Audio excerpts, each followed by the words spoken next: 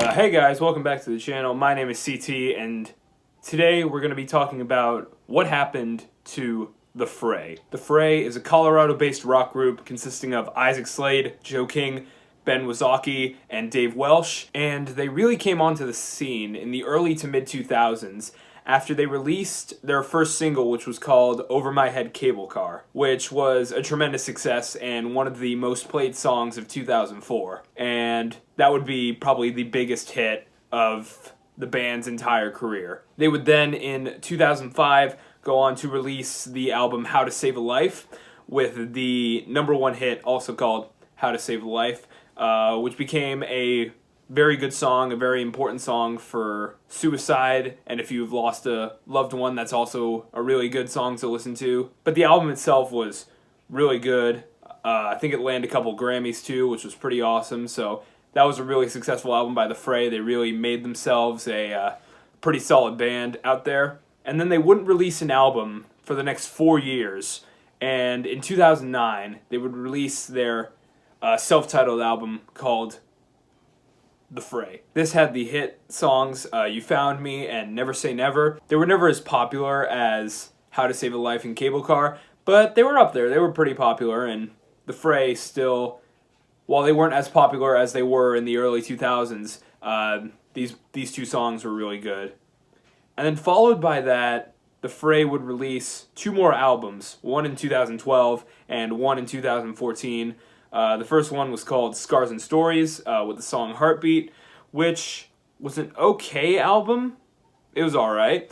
It was never really my favorite The Fray album, but it was alright nevertheless. And then what I think is honestly their worst album, which is called Helios, which was released in 2014. So The Fray is a band that a lot of people consider a one-hit wonder, or more a two-hit wonder.